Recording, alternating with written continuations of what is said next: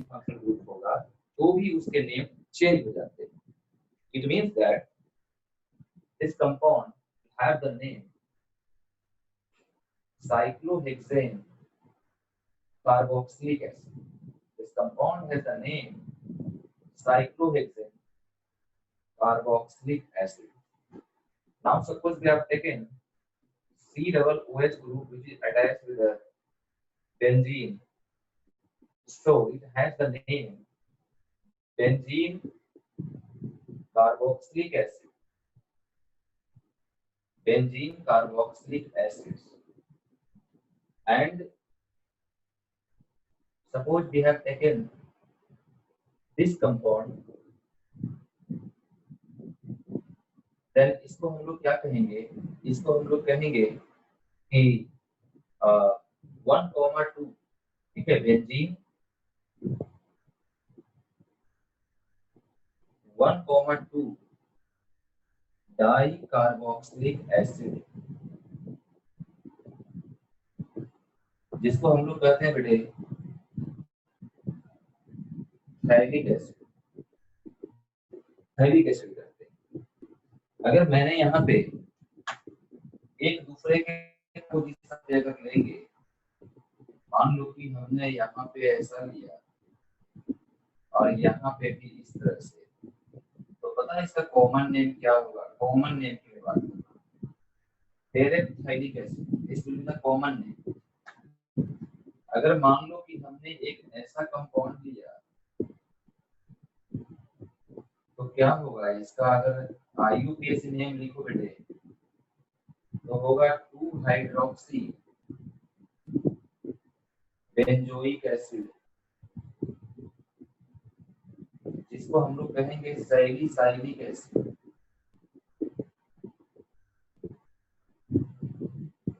Salicylic acid. अगर आप बात करो कोई ऐसा कंपाउंड ले लो आप, देखो ये सैलिसाइलिक एसिड है, लेकिन इस H को मिटा करके एक ग्रुप लेकर के आ जाओ जिसका नाम है एसिटाइल. इस ग्रुप का नाम है एसिटाइल, तो इसका नाम हो जाएगा acetyl salicylic acid. Acetyl salicylic acid is commonly known as aspirin. जो हम लोग मेडिसिन खाते हैं डिस्प्रिन, वो इनफैक्ट क्या है? Acetyl salicylic acid. ध्यान देना मेरी बात को कि ये एसिटाइल सैलिसाइलिक एसिड. वीडियो मेरी फ्रीज हो गई है.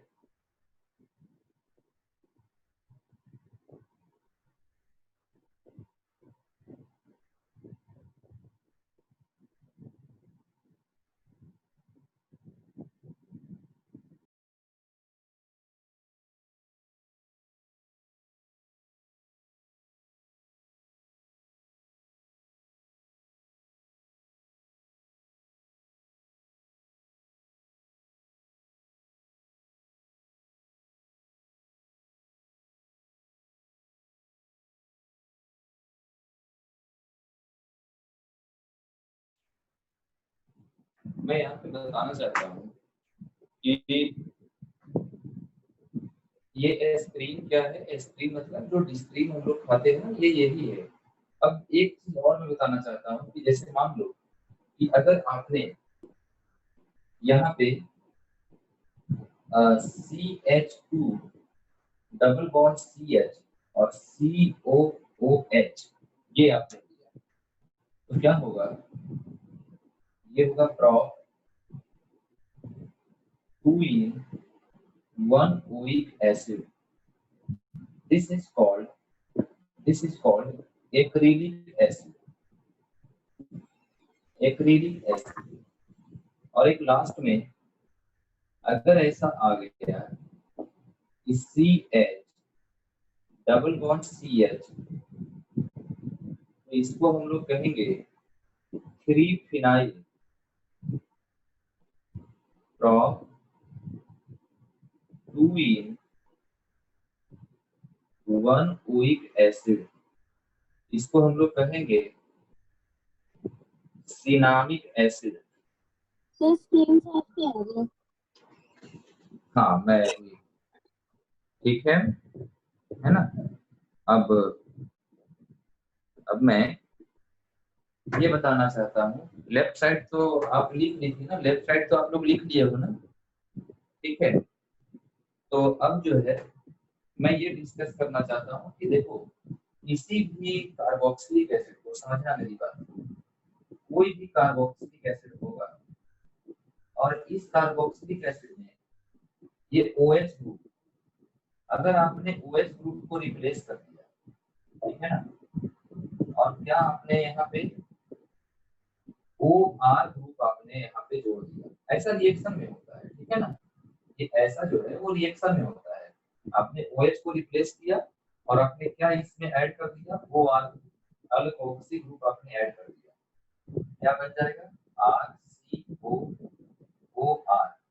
दिस इज कॉल्ड एस्टर और इसका IUPAC नेम होता है, एस्टर का IUPAC नेम होता है अल्काइल एल्कानोएट। इसके बारे में भी मुझे बताना होगा, एल्काइल एल्कानोएट। देखो OH को भगाओ और NH2 ग्रुप को ऐड कर दो, ये बन जाएगा अमाइल, ये बनेगा amyl, this is called amyl. इसको कहेंगे अल्केनामाइल। अगर OH को भगाना है और यहाँ पे X लाना है, X फॉर हेलोजन, क्या होगा बेटे, इसको कहेंगे एसिड हैलाइड और इसका होता है IUPAC नेम अल्केनोइल हैलाइड, ये इसका IUPAC नेम अल्केनोइल हैलाइड।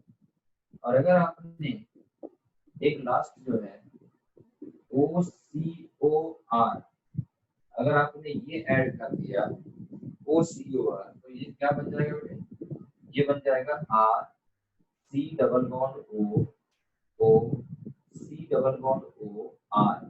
इसको कहते हैं एनहाइड्राइड, एनहाइड्राइड और इसका IUPAC नेम है अल्केनोइक एनहाइड्राइड, ये इसका IUPAC नेम, ठीक है। तो सबसे पहले आप लोग लिख लो, क्या लेफ्ट साइड आप लोगों ने लिख दिया है, ये लेफ्ट साइड आप लोगों ने लिख दिया है बेटे? Yes sir. Yes sir. Sir right side का। ओके राइट साइड में मैं राइट साइड कर देता हूँ कैमरा, है ना। देखो ये चैप्टर थोड़ा बड़ा है, ठीक है, घबराना मत, जल्दी खत्म कर देंगे, टेंशन मत लो। आप लोग का सिलेबस वैसे ठीक ठाक चल रहा है, कोई दिक्कत नहीं है, 2 चैप्टर आपके फिनिश हो चुके हैं और ये आज मैंने तीसरा चैप्टर स्टार्ट किया है। और तीसरा चैप्टर में सबसे पहले मैंने IUPAC नोमेनक्लेचर स्टार्ट किया है। आपको NCERT वगैरह पढ़ने की कोई जरूरत नहीं है, जितनी बात बता देंगे उतना ही पढ़ना है, उससे ज्यादा की कोई जरूरत ही नहीं। बस उतना उतना को समझना है सही तरीके से कि सर जो समझा रहे हैं वो हमें समझ में आ रहा है या नहीं आ रहा है। नहीं आ रहा है तो हम पूछेंगे, ठीक है। तो अभी हम लोग नोमेनक्लेचर। सर ये क्या लिखा है? कहाँ पे? ये लास्ट थर्ड लाइन में लास्ट वाला। थर्ड लाइन में लास्ट वाला मतलब ये सर क्या लिखा है?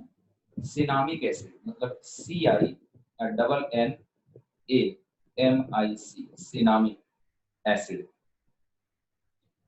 देखो जितने भी नाम बताए जा रहे हैं ना, ये सारे नाम आपको कम से कम एकदम याद होना चाहिए। याद करने का मतलब ये हुआ है कि आपको एक रूल के तहत जो है वो पता होना चाहिए किसका IUPAC नेम क्या है और कॉमन नेम क्या है। कॉमन नेम भी काफी रहता है लिखा हुआ, खासे कॉम्पिटिशन वगैरह में सिनामिक एसिड ये सब यूज करेगा।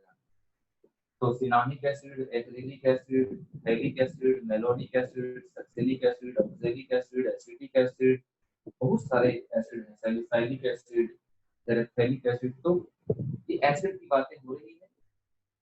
ये जितने भी हमने ये चारों के बारे में जो डिस्कस किया है बच्चों, ये जो चारों के बारे में हमने डिस्कस किया है ना, इसको हम लोग क्या कहते हैं, एसिड डेरिवेटिव्स। आपसे कोई पूछेगा और वैसे मैं बताऊंगा आपको, ठीक है ना।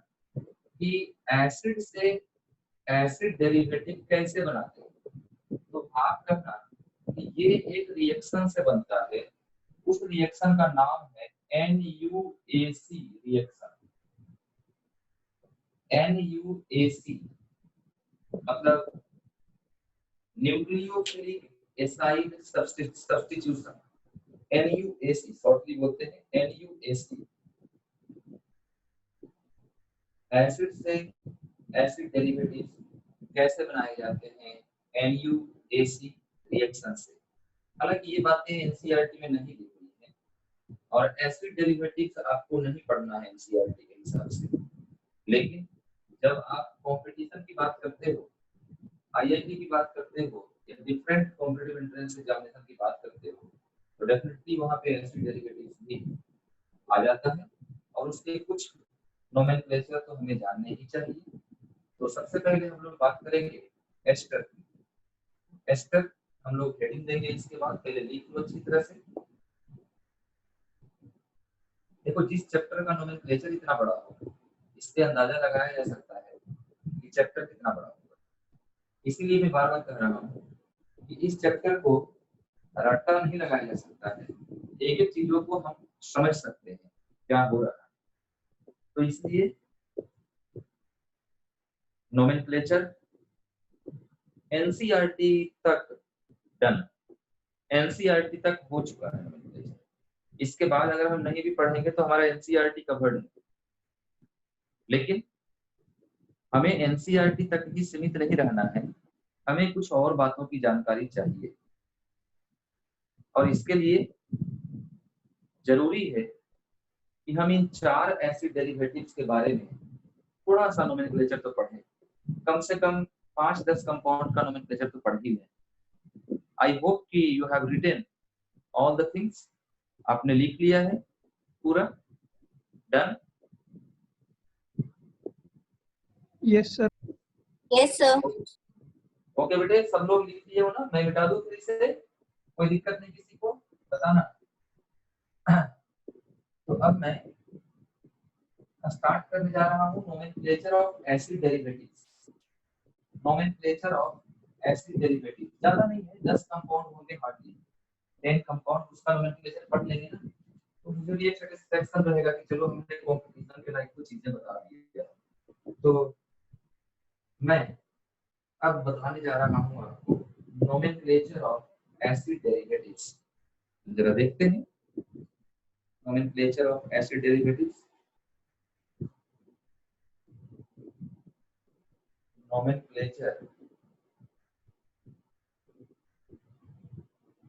nomenclature of acid derivatives।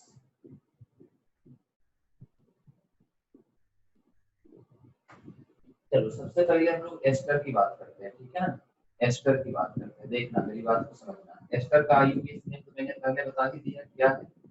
Alkyl एल्कानोएट, यही तो मैंने बताया है। तो मैं सबसे पहले क्या करूंगा, इसका नाम लिखना चाहूंगा। ये देखो, मुझे इसका नाम लिखना है, ठीक है ना? तो कभी भी किसी भी एस्टर का नाम लिखना रहे ना तो सबसे पहले राइट साइड वाले जो ग्रुप है सबसे पहले इसका नाम लिखना है। इसका नाम क्या है? मिथाइल। इसका नाम मिथाइल और नंबरिंग तो यहीं से करेंगे हम, 1 2, 2 कार्बन इथेनोएट, मिथाइल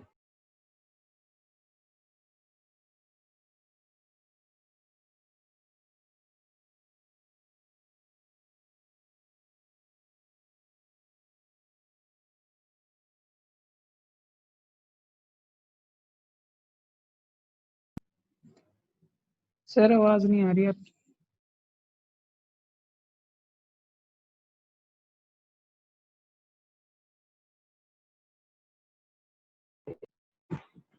आप जरा समझना मेरी बात को कि अगर मैं यहाँ पे ये लिखूं कि HCOOCH3,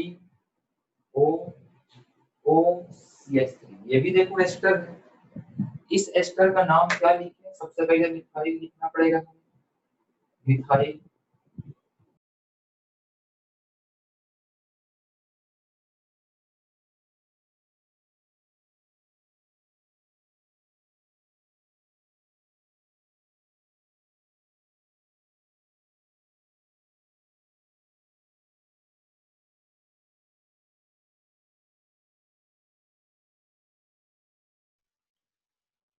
सर आवाज नहीं आ रही। नाम में क्या लिखता है? 1 2 3 4। इसका मतलब इसका नाम होगा ब्यूटेन डाइओएल, लेकिन उसके पहले मुझे लिखना पड़ेगा कि मिथाइल। मिथाइल मतलब किसका? इसका। लेकिन डाइमिथाइल, डाइमिथाइल ब्यूटेन 1,4 डाइओएल। बच्चों, जब ये साइक्लिक रिंग से जुड़ जाता है ऐसा, तो पता है इसका नाम हो जाता है, जैसे अगर ऐसा सर हो आपकी गया। आवाज नहीं आ रही है। अब आ रही है मेरी आवाज? अब आ रही है? यस सर आ तो रही है। हाँ, अब यस तो आ सर रही आ है। रही है। हाँ, गुड। तो अब बताओ, वो बोर्ड की तरफ मुड़ जाता हूँ ना मैं, तो हो सकता है कि आवाज जो है थोड़ी इंटरप्ट आने लगती होगी। अब इसका अगर आप देखोगे ना, तो पता है किससे इसका नाम लिखेंगे? मैं आपको बताता हूँ। इस सबसे पहले तो इसका नाम लिखेंगे बेटे, मिथाइल। और पता है उसके बाद क्या लिखेंगे? फिर इसका नाम लिखेंगे ऐसे। इसका नाम है साइक्लोहेक्साइल। जैसे सिखा रहा हूँ वैसे नाम लिखना है, साइक्लोहेक्साइल। और फिर ये बीच वाले ग्रुप का नाम लिखेंगे। मतलब सबसे पहले लिखेंगे ऑक्सीजन से जो जुड़ा हुआ है उससे, फिर कार्बन से जुड़ा हुआ है उसका, और बीच में सी डबल होगा। सी डबल ओ का नाम होगा कार्बोक्सिलेट। कार्बोक्सिलेट। मतलब मैं क्या कर रहा हूँ समझना मेरी बात। मैं क्या कर रहा हूँ? मैं ये कर रहा हूँ, इससे समझ में आ जाएगा। देखो मैं ये कर रहा हूँ बेटे, कि अगर आपने ये लिखना है, ठीक है ना, इसका नाम, मैंने क्या कहा कि सबसे पहले हमें इसका नाम लिखना पड़ेगा। जब इसका नाम लिखना है तो क्या लिखना चाहिए? मिथाइल। और फिर किसका नाम लिखना है? इसका नाम लिखना है। इसका बेंजीन नहीं बोलते। बेंजीन तो तब बोलते जब ये पैरेंट चेन होता है, तो ये इसको क्या बोलते हैं? फिनाइल। अगर बेंजीन रिंग पैरेंट चेन नहीं है तो नाम क्या होता है उसका? फिनाइल होता है। और अगर पैरेंट चेन होता है तो बेंजीन नाम होता है उसका। तो बताओ, मिथाइल, फिनाइल, और इसका क्या होगा नाम? कार्बोक्सिलेट। कार्बोक्सिलेट इसका नाम है ऐसे। So this was the nomenclature of ester, and now we are going to understand amide. amide जो फंक्शनल ग्रुप होता है ये, इसका IUPAC नेम क्या होता है? अल्केनामाइड। मान लो कि आपने यहाँ पे ये कंपाउंड लिया है, एक कार्बन का अमाइड है। This is known as methanamide. अगर आपने यहाँ पे 2 कार्बन का अमाइड लिया होता तो क्या बोलते बेटे? इथेनामाइड। अगर आपने यहाँ पे CONH2 CONH2 क्या नाम बोलेंगे इसका? Ethane 1,2 di amide. अब इसका देखो क्या नाम बोलेंगे? इसकी अगर हम बात करें, CH2CONH2 CH2CONH2, क्या नाम इसका बोलना चाहिए? 3,4 ब्यूटेन 1,4 डाई अमाइड। लेकिन बेटे अगर मान लो कि ऐसा कोई कंपाउंड है, ऐसा कोई कंपाउंड है, मैंने क्या कहा था अभी आज की क्लास में ही कि देखो अगर दो से ज्यादा कार्बन कंटेनिंग फंक्शनल ग्रुप होता है तो वो हाइड्रोकार्बन का डेरिवेटिव माना जाता है। तो इसका नाम क्या बोलेंगे? प्रोपेन 1,2,3 ट्राई अमाइड नहीं बोलेंगे, नाम बदल जाता है और इसका नाम बोलेंगे कार्बोक्सामाइड। कार्बोक्सामाइड इसका नाम बोलेंगे। जबकि अगर आप साइकिल में मतलब बेंजीन, देखो अभी यहाँ पे पेरेंट चेन दे रहा है, अगर आपने ऐसा लिया तो इसका नाम होगा बेंजीन कार्बोक्सामाइड। समझते चलना, ठीक है। अगर मान के चलो कि ऐसा आपने लिया CONH2 और आपने इस तरह से लिया तो देखो इसको हम लोग कहेंगे बेंजीन 1,2 डाई कार्बोक्सामाइड और इसका कॉमन नेम क्या बोलेंगे बेटे? थाइलेमाइड। थाइलेमाइड, ठीक है ना। इसको कहते हैं थाइलेमाइड, थाइलीमाइड नहीं। एक्चुअली थाइलीमाइड कैसे बनता है मालूम है? जब आप इसको हीट करोगे ना, जब आप इसको हीट करोगे तो क्या होगा कि यहाँ से अमोनिया गैस निकल जाएगा। मैं बताऊंगा इसी चक्कर में ये रिएक्शन है और इसको हम लोग कहते हैं थाइलीमाइड। ये नाम याद रखना, मैं रिएक्शन में ये बातें बताऊंगा, अभी नहीं बताऊंगा। इसका नाम होगा थाइलीमाइड। थाइलीमाइड इसको बोलते हैं थाइलीमाइड। तो बच्चों ये था एस्टर और अमाइड के बारे में। Now I am going to explain anhydride. तो अब मैं एनहाइड्राइड के बारे में बात करना चाह रहा हूँ। दो फंक्शनल ग्रुप मैंने कर दिए, तीसरा फंक्शनल ग्रुप है एनहाइड्राइड। एनहाइड्राइड का अगर हम देखें तो इसका जो नाम होता है वो नाम होता है अल्केनोइक एनहाइड्राइड, ये नाम होता है IUPAC। इसको कैसे समझेंगे हम? इसको समझने के लिए मैंने सिर्फ 2 एग्जाम्पल देना है, उससे ज्यादा एग्जाम्पल नहीं देना। अगर ये 2 एग्जाम्पल समझ में आ गया तो समझो समझ में आ गया। ये देखो, ये जो कंपाउंड आपको दिख रहा है, ये कंपाउंड एनहाइड्राइड, क्या करेंगे कि हम इसको यहाँ से मतलब इक्वल डिवीजन कर देंगे ऑक्सीजन के पास। देखो ऑक्सीजन से इक्वली जब डिवाइड किए तो ऊपर भी 2 कार्बन और नीचे भी 2 कार्बन, मतलब इथेनोइक इथेनोइक एनहाइड्राइड। अगर ऊपर नीचे दोनों सेम नंबर ऑफ कार्बन रहे तो सिंपल ऐसे लिखेंगे इथेनोइक एनहाइड्राइड। लेकिन अगर मान करके चलो कि ऐसा है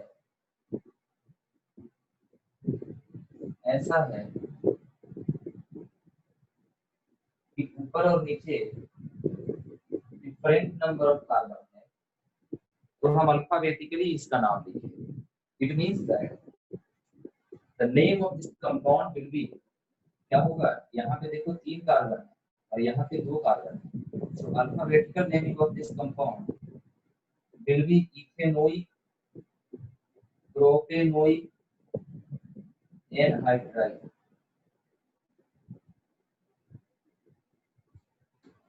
These are the namings of acid derivatives. So one more acid derivative left, that is hello मतलब एसिड हेलाइड। तो सबसे पहले आप इसको लिख लो, इसको लिख लो अच्छी तरह से, और इसको लिखने के बाद आप लोगों ने आई थिंक नहीं लिखा होगा अभी, तो आप लिख लो पूरी तरह से। एंड फिर एक नोमेनक्लेचर और बच गया है, उसको करके और नोमेनक्लेचर को द एंड कर देते हैं। देखो मैंने कंप्लीट नोमेनक्लेचर बता दिया आपको, इससे ज्यादा आपको एक साथ कहीं पे भी नहीं मिलेगा। तो कंप्लीट नोमेनक्लेचर मैंने बता दिया आपको कि कैसे कैसे आपने समझना है। सिर्फ नोटबुक पढ़ना है, उससे ज्यादा कुछ भी नहीं पढ़ना। तो लिख रहे हो बच्चों? Yes sir.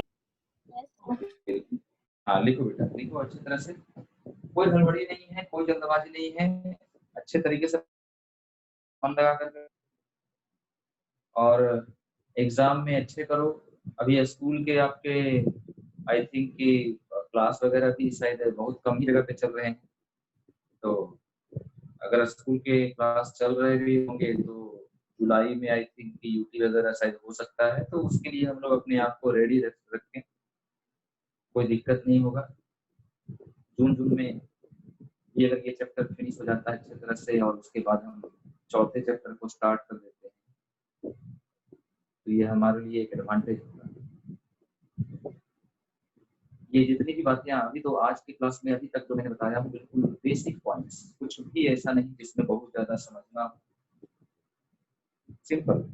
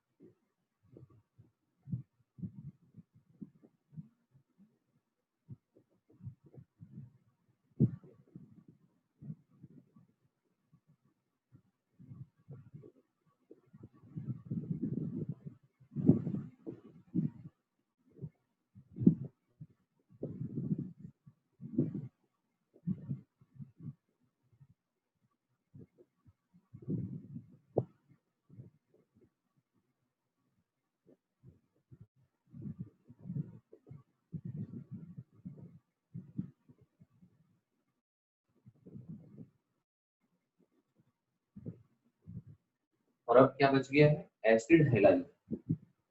एसिड हेलाइड के बाद नोमेनक्लेचर खत्म।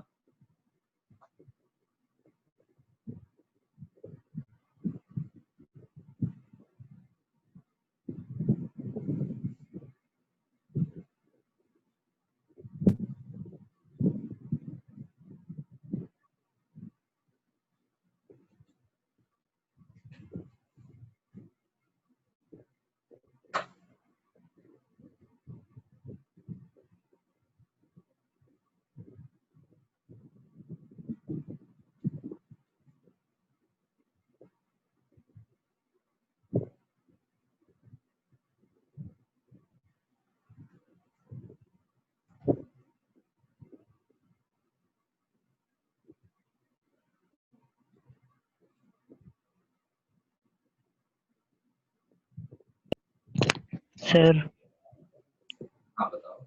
सर ये लास्ट वाला एक बार दोबारा बता दीजिए। ये वाला यस सर। इसमें मैंने ये कहा कि जैसे इसमें तो इक्वल डिवीजन हो गया, जब हमने ऑक्सीजन से रेफरेंस में जब हमने डिवाइड किया दोनों तरफ दो दो कार्बन है, लेकिन जब यहाँ पे हमने डिवाइड किया तो पता चला कि नीचे में दो कार्बन है, ऑक्सीजन के नीचे में, ऑक्सीजन के ऊपर में दो कार्बन, सर तीन कार्बन। तो इसका नाम एक्चुअल जो आईयूपीएसी नेम है वो क्या है? अल्केनोइक एनाइड है। तो अल्केनोइक का मतलब अगर दो कार्बन के लिए लिखे तो इथेनोइक और ऊपर के लिए लिखे तो प्रोपेनोइक। तो अल्फाबेटिकली कौन पहले आता है? ई या पी? तो E comes earlier than P and therefore their name will be ethanoic, क्योंकि ई पहले आता है, फिर प्रोपेनोइक क्योंकि पी बाद में आता है। Ethanoic, propanoic anhydride. अगर ऊपर नीचे मतलब ऑक्सीजन के दोनों साइड अगर डिफरेंट नंबर ऑफ कार्बन हो then we will go to alphabetical name. ठीक है, अल्फाबेटिकल नेम करेंगे। ठीक है, समझ में आई मेरी बात? Yes sir. तो बेटे अब मैं इसको मिटा रहा हूँ और जो लास्ट नोमेनक्लेचर है वो बचा हुआ, बस उसको खत्म कर करके मैं जल्दी से इसके फिजिकल प्रॉपर्टीज में आना चाहता हूँ। और उसके बाद क्योंकि एक बार जब रिएक्शन स्टार्ट होगा तो समझ लो कि रिएक्शन चलता ही रहेगा, तो इसलिए मैं सबसे पहले फिजिकल प्रॉपर्टीज को ही डिस्कस करूंगा। मैं इसको मिटा रहा हूँ। अभी बताओ, सब लोग लिख लिए हो? सभी लोग लिख लिए हो? डन? बोलो भाई, और लोग बोलो। Yes sir. चलो मैं लिखा रहा हूँ। यस समझना मेरी बात को कि जैसे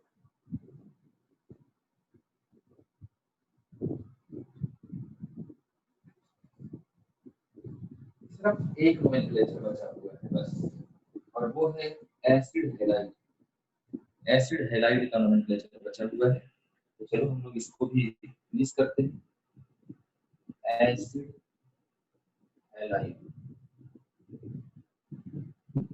एसिड हैलाइड, जिसको हम लोग ऐसे लिखते हैं RCOX, ये लिखते हैं, और इसका IUPAC नेम होता है अल्केनोइड halide.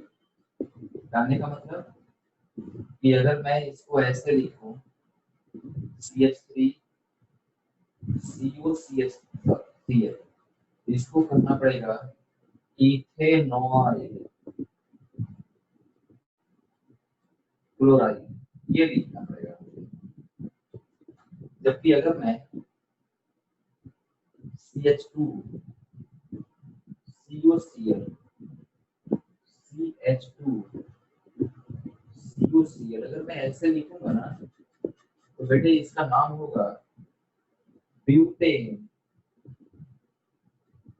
1,4 डाइनोइल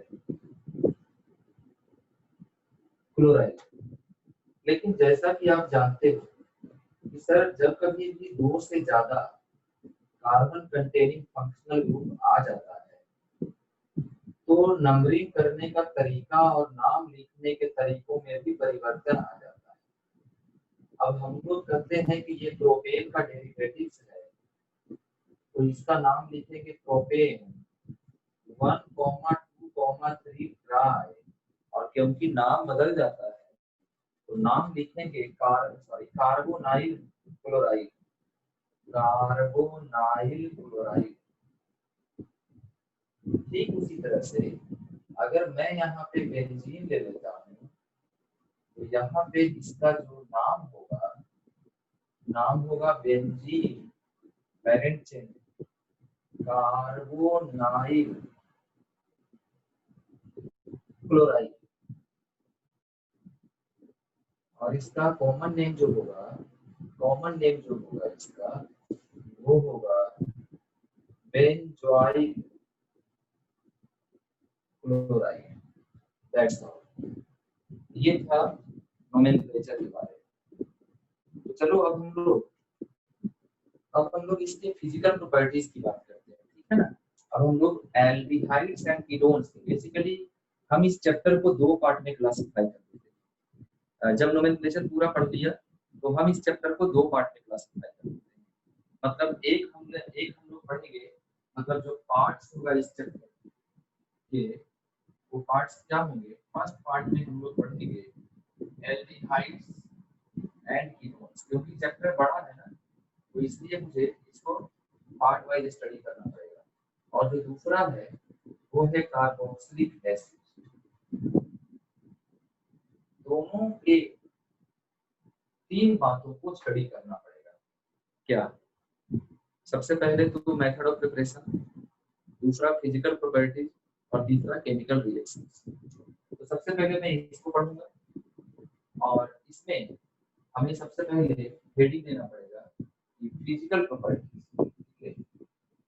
physical properties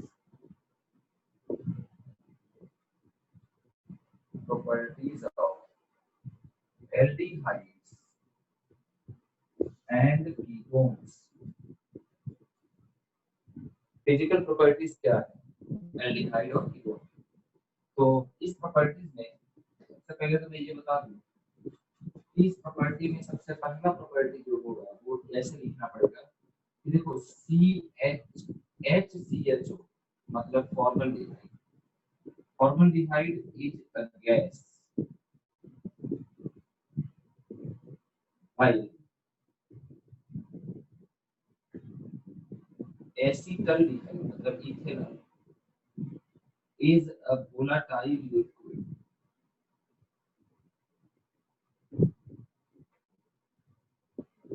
List all other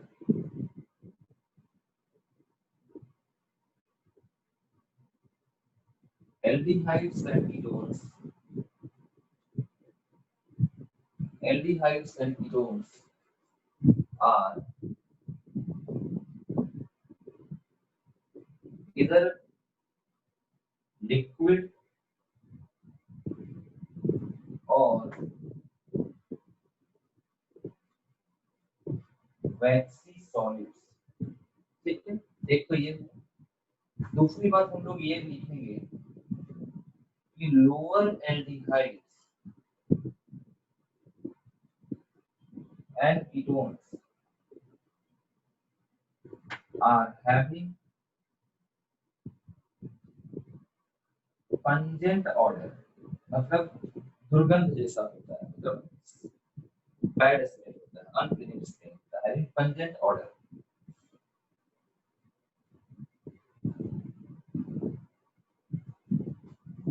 As the number of carbon increases,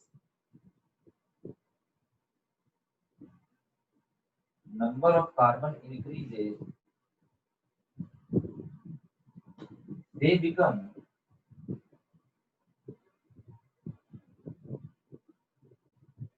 less pungent and more fragrant.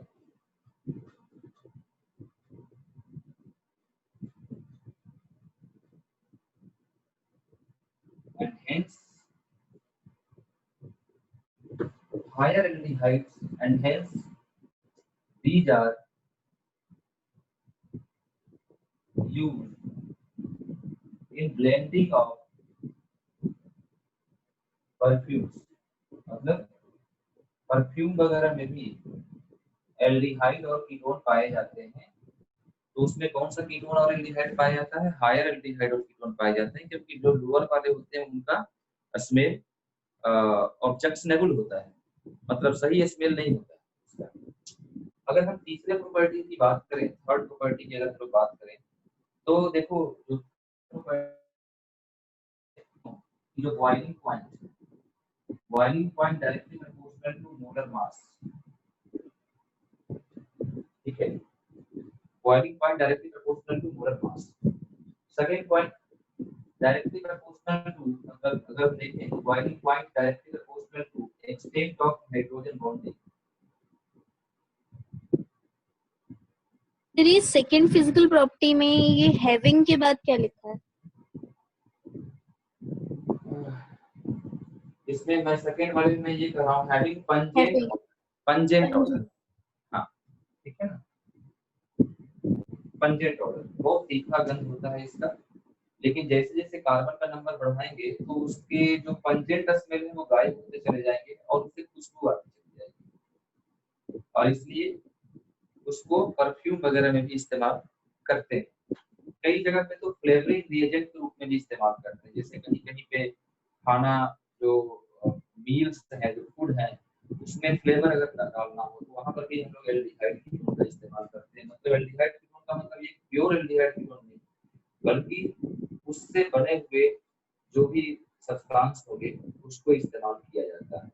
That means lower aldehyde और कीटोन जो है वो पंजेंट स्मेल होता है, हायर एल्डिहाइड और कीटोन को परफ्यूम्स एंड फ्लेवरिंग रिएजेंट के रूप में इस्तेमाल करते हैं। तीसरा बॉइलिंग पॉइंट है जो कि मोलर मास के डायरेक्टली प्रोपोर्शनल होगा और एक्सटेंट ऑफ हाइड्रोजन बॉन्डिंग के डायरेक्टली प्रोपोर्शनल होगा। जैसा कि हम लोग जानते हैं कि बॉइलिंग पॉइंट जो एल्डिहाइड कीटोन का है, क्योंकि अगर आप देखो एल्डिहाइड हो या कीटोन हो, ये एक डाइपोल की तरह एग्जिस्ट करता है। ये देखो एक डाइपोल है, चाहे आप कोई भी एल्डिहाइड लो, CO ग्रुप जिसमें भी होगा वो एक डाइपोल की तरह एग्जिस्ट करेगा, ऐसे इस तरह से। तो यहाँ पे क्योंकि जब कभी भी हम सब्सटेंस की बात करते हैं तो किसी एक मॉलिक्यूल की तो बात करते नहीं, उसमें बहुत सारे मॉलिक्यूल होते हैं। तो boiling point in fact intermolecular force of attraction के ऊपर भी डिपेंड करता है। इसका मतलब क्या लिखना पड़ेगा हमें? Boiling point of aldehyde and ketones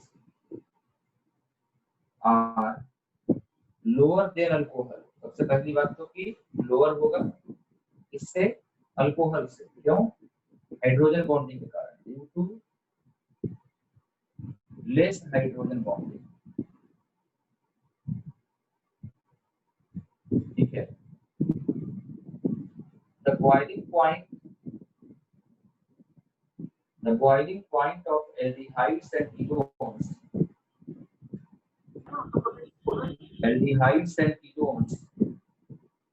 also arises due to intermolecular dipole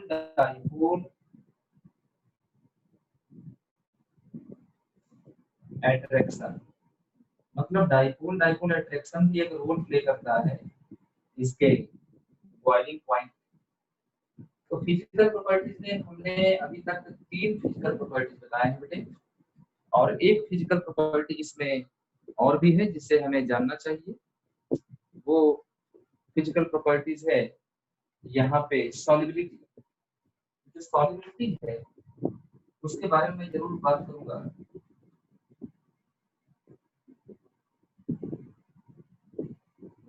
lower aldehydes and ketones are readily soluble in water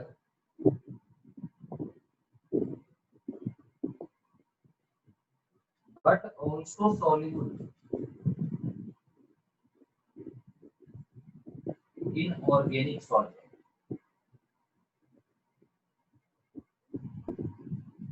Solubility in water decreases as number of carbon increases।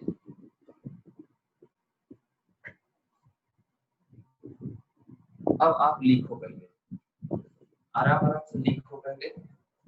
Physical property बेटे finish हो चुका है। Aldehydes और ketones का physical property finish हो चुका है। मतलब अब हम लोग को मेथड ऑफ प्रिपरेशन पे आना पड़ेगा पहले, लेकिन आपको लिखना पड़ेगा। आराम से लिखो पहले, समझ करके लिखो, कोई जल्दबाजी नहीं है। मैंने आपको शुरू से कहा है कि एनसीईआरटी बुक पढ़ने की कोई जरूरत नहीं है, आप डायरेक्ट क्वेश्चन सॉल्व करो। पहले इसको लिख लो अच्छी तरह से।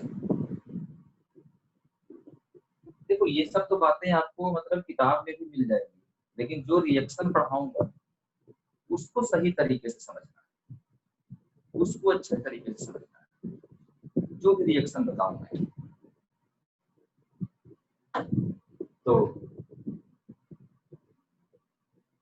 ये था नोमेनक्लेचर, और हमने जो टॉपिक स्टार्ट करा है वो एल्डिहाइड्स एंड कीटोन्स, जिसमें सबसे पहले हमने फिजिकल प्रॉपर्टीज बताया है, और अब हम लोग मेथड ऑफ प्रिपरेशन बताएंगे।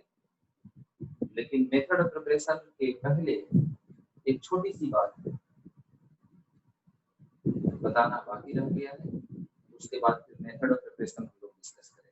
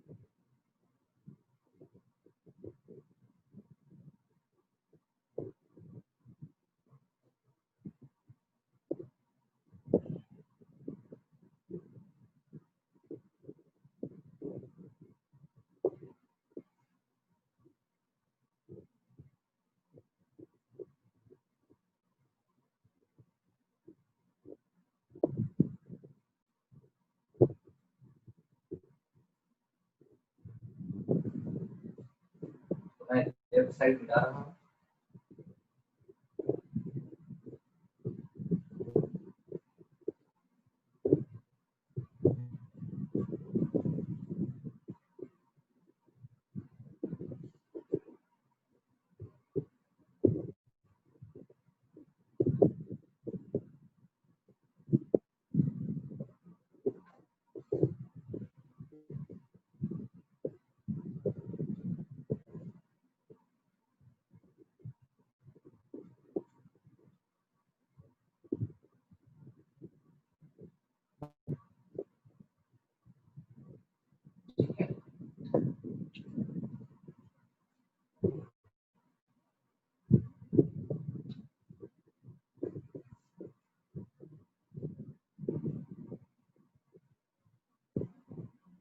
मैं इसको पढ़ दे रहा हूँ। Solubility lower aldehydes and ketones are readily soluble in water but also soluble in organic solvents. Solubility in water decreases as number of carbon increases. ठीक है, डन। लिख लिया हो तुम लोग? Yes sir. ओके बेटे, तो फिर हम स्टार्ट कर रहे हैं। अब रिएक्शन के मोड में अब जा रहे हैं। अब रिएक्शन को समझना है। तो अब यहाँ पे क्योंकि ज्यादा लिखने वाला जो झंझट है वो दूर हो गया, कि लैंग्विस्टिक चीज जो है वो खत्म हो गया। तो अब हम लोग बेसिकली रिएक्शन के मोड में जा रहे हैं। तो रिएक्शन को समझना है, तो आराम आराम से समझना है रिएक्शन को। देखो, कोई टेंशन नहीं लेना है, बिल्कुल ये समझना है कि चैप्टर देखो बहुत सिस्टमैटिक तरीके से मैं पढ़ा रहा हूँ चैप्टर को। और अब यहाँ पे मैं समझा रहा हूँ कि स्ट्रक्चर ऑफ फंक्शनल ग्रुप।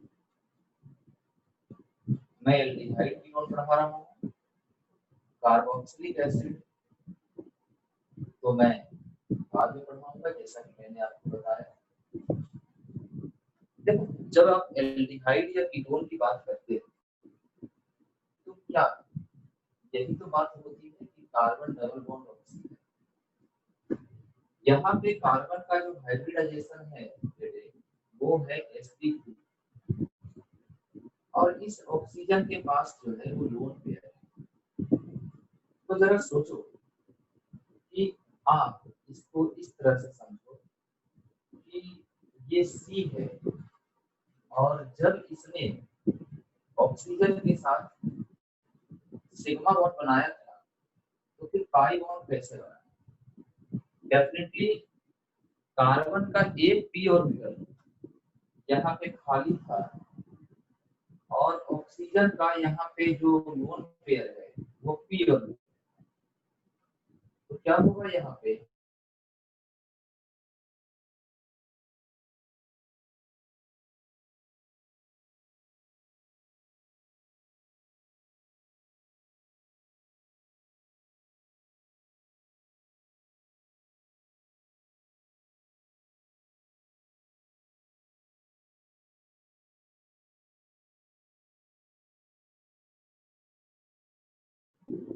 इसलिए मैंने इसको टू सोर्स से इलेक्ट्रॉन क्लाउड से डिटेक्ट किया है। टू सोर्स से इलेक्ट्रॉन क्लाउड है यहाँ पे। कार्बन और ऑक्सीजन के बीच टू सोर्स से इलेक्ट्रॉन क्लाउड। सर आपकी आवाज क्लियर नहीं आ रही। हाँ, कार्बन और ऑक्सीजन के बीच जो इलेक्ट्रॉन क्लाउड है बेटे, वो इलेक्ट्रॉन क्लाउड का जो शेप है वो है शू सोल, मतलब जूते के सोल के जैसा दिखता है, वो उसी शेप का दिखता है। ऐसा क्यों? देखो, इलेक्ट्रॉन क्लाउड ऑक्सीजन की तरफ क्या होगा? ज्यादा होगा। क्यों ज्यादा होगा? क्योंकि oxygen is more electronegative than carbon, तो इसलिए ऐसा है। ये स्ट्रक्चर ऑफ फंक्शनल ग्रुप में इतना ही पढ़ना है। और अब हम लोग जो स्टार्ट करने जा रहे हैं वो स्टार्ट करने जा रहे हैं प्रिपरेशन। तो चलो हम लोग स्टार्ट करते हैं preparation. Preparation of aldehydes and ketones। ठीक है, अच्छे तरह समझना। and ketones, preparation of aldehydes and ketones। बताओ, सबसे पहले तो हम लोग पढ़ चुके हैं already, by oxidation of alcohol. Oxidation of alcohol से बनता है। अच्छा बताओ, आप लोग को अगर याद है 1 डिग्री अल्कोहल से एल्डिहाइड बनेगा या कीटोन बनेगा, क्या लगता है? 1 डिग्री अल्कोहल से क्या बनेगा, एल्डिहाइड या कीटोन? मैंने पढ़ा रखा हूँ, बोलो 1 डिग्री अल्कोहल से क्या बनेगा, कीटोन या एल्डिहाइड? ये बताओ पीछे जो हमने पढ़ाया है। और 2 डिग्री अल्कोहल से क्या बनेगा, ये बताओ, ऑक्सीडेशन करेगा। अगर मैंने यहाँ पे माइल्ड ऑक्सीडाइजिंग एजेंट लिया और यहाँ पर कुछ भी ले लो, माइल्ड ऑक्सीडाइजिंग एजेंट ले लो या स्ट्रॉन्ग ऑक्सीडाइजिंग एजेंट ले लो, क्या बनेगा? 2 डिग्री अल्कोहल से ऑलवेज कीटोन बनेगा। 2 डिग्री अल्कोहल से ऑलवेज कीटोन बनेगा। और 1 डिग्री अल्कोहल से, अगर 1 डिग्री अल्कोहल में आपने माइल्ड ऑक्सीडाइजिंग एजेंट डाला है, then aldehyde will be form. और अगर आपने स्ट्रॉन्ग ऑक्सीडाइजिंग एजेंट डाला है, then carboxylic acid will be form. अगर आपने स्ट्रॉन्ग ऑक्सीडाइजिंग एजेंट डाला है तो कार्बोक्सिलिक एसिड यहाँ पे बनेगा। ये मैं अल्कोहल में इस बात को पढ़ा चुका हूँ। बच्चों, मैं एक बात ये बताना चाहता हूँ आप लोग को कि कॉपर अल्कोहल का वेपर ले लो, ठीक है? समझना, आप क्या करो कि अल्कोहल जैसे इथाइल अल्कोहल हो गया, ठीक है ना, और इसका आप क्या करो, वेपर ले लो, वेपर, और इसको आप कॉपर के ट्यूब से, कॉपर ट्यूब से पास कराओ। टेम्परेचर ले लो 573 के। तो क्या देखोगे कि जो कॉपर है वो एक माइल्ड ऑक्सीडाइजिंग है, कॉपर माइल्ड ऑक्सीडाइजिंग है, और इसलिए यहाँ पे जो बनेगा वो बनेगा एल्डिहाइड।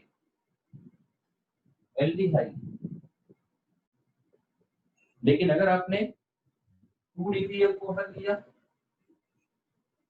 देखो अगर आपने 2 डिग्री अल्कोहल लिया और यहाँ पे कॉपर 573 केल्विन पे लिया बच्चों, तो क्या होगा? 2 डिग्री अल्कोहल से मैंने बताया ना अभी, ऑलवेज क्या बनेगा, कीटोन बनेगा। कुछ भी इफेक्ट बढ़ 2 डिग्री 1 डिग्री से दोनों बन सकता है, लेकिन यहाँ पे हमने कॉपर डाला है। 1 डिग्री अल्कोहल से क्या बनेगा, एल्डिहाइड। और 2 डिग्री अल्कोहल से क्या बनेगा, कीटोन। ये एल्डिहाइड है, ये कीटोन। जबकि अगर आपने 3 डिग्री अल्कोहल लिया, अगर आपने 3 डिग्री अल्कोहल लिया और यहाँ पे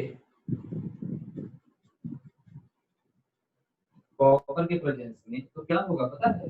क्योंकि 3 डिग्री अल्कोहल का तो ऑक्सीडेशन होता ही नहीं है। तो जब 3 डिग्री अल्कोहल का ऑक्सीडेशन नहीं होता है तो क्या होगा, यहाँ पे हीटिंग इफेक्ट के कारण यहाँ पे डिहाइड्रेशन हो जाएगा। मतलब यहाँ पे ऑक्सीडेशन तो नहीं होगा, लेकिन कॉपर के प्रेजेंस में, और ये रिएक्शन आपका एनसीईआरटी में भी दिया हुआ है, तो डिहाइड्रेशन हो जाएगा बच्चों। और जब डिहाइड्रेशन हो गया तो आप जानते हो ना कि डिहाइड्रेशन एक एलिमिनेशन प्रोसेस है, और इसलिए यहाँ पे क्या बन जाएगा, एल्कीन का फॉर्मेशन हो जाएगा। एल्कीन का फॉर्मेशन हो जाएगा। तो 3 डिग्री अल्कोहल ऑक्सीडेशन नहीं होता है उसका। चलो, ये पहली बात थी कि ऑक्सीडेशन से बनता है। फर्स्ट मेथड हमने बताया कि कैसे बनता है, तो ऑक्सीडेशन से बनता है। अब बच्चों हम लोग सेकेंड मेथड की बात करते हैं, ठीक है? सेकेंड मेथड की बात करते हैं। सेकेंड मेथड जो है वो है आपका फ्रॉम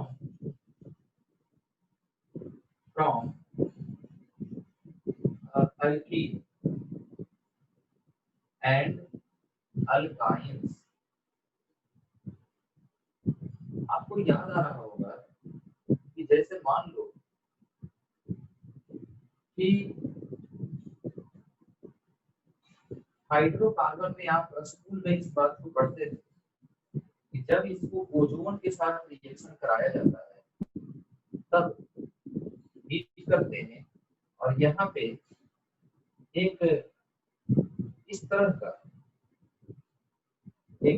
का इंटरमीडिएट बनता है, अगर आपको थोड़ी सी बातें याद आ रही हो तो, जिसको कहते हैं ओजोनाइड। और जिंक के प्रेजेंस में ये क्लीवेज होता है इस तरह से, जिंक इस ऑक्सीजन को लेकर के भाग जाता है और बन जाता है जिंक ऑक्साइड। लेकिन यहाँ पे जो बन जाता है वो बन जाता है एल्डिहाइड। अगर आप बात करो कि जैसे मान लो कि यहाँ पे हमने इस तरह का अल्कीन ले लिया ऐसे, तो क्या होगा, और इसको आपने ओजोन के साथ रिएक्शन करा दिया। ओजोन क्या है? Powerful oxidising agent. ये क्या करता है?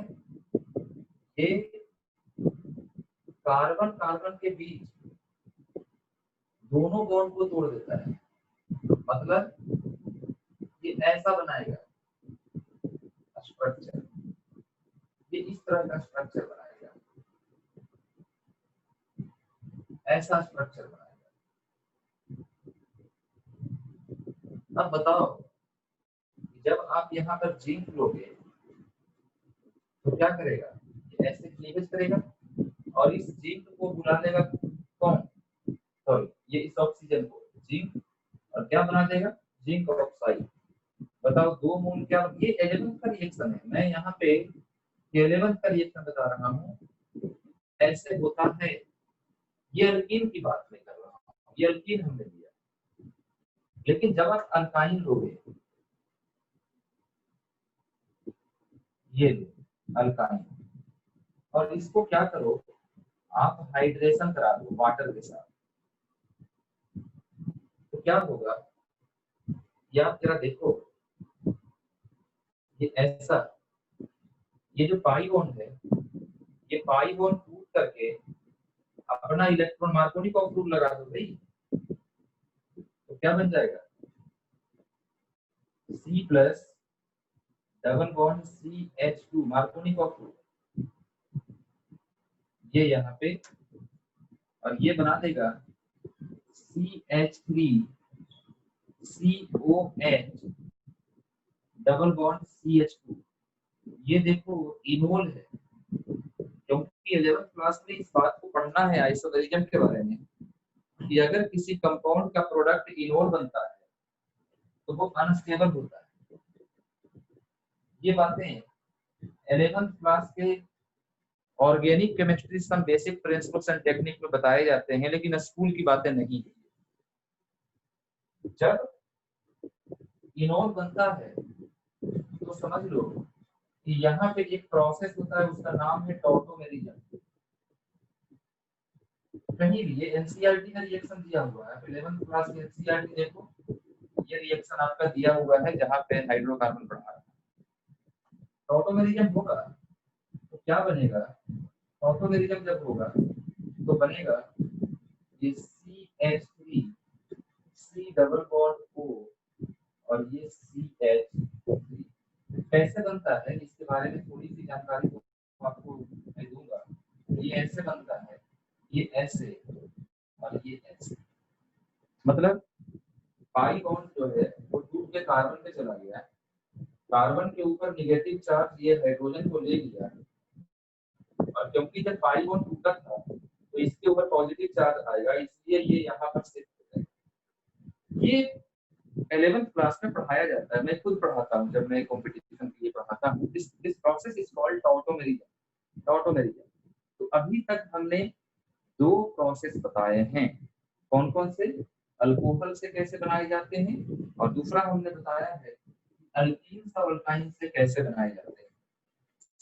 सबसे पहले आप इसको लिखो आराम आराम से, उसके बाद फिर हम लोग तीसरे मेथड की बात करेंगे। ये दूसरा मेथड था जो हमने एल्डिहाइड और कीटोन बनाने के लिए सिखाया। अब आप तीसरे मेथड के लिए पहले इसको लिखो, आराम आराम से लिखो। देखो ये जितने रिएक्शंस हैं सब एनसीईआरटी में, आप देख लेना, एनसीईआरटी में दिया हुआ ये रिएक्शन, मैंने कुछ भी एक्स्ट्रा नहीं बता रहा। आप ये अगर सोच रहे हो कि मैं एक्स्ट्रा बता रहा हूँ, ऐसी कोई बात नहीं, आप खोज लेना है, एनसीईआरटी में दिया हुआ है रिएक्शन। मैं तो सिर्फ समझा रहा हूँ कि देखो रिएक्शन होता कैसे, ठीक है। तीसरा मेथड भी बताऊंगा, लेकिन उसके पहले आपको इसे लिखना पड़ेगा।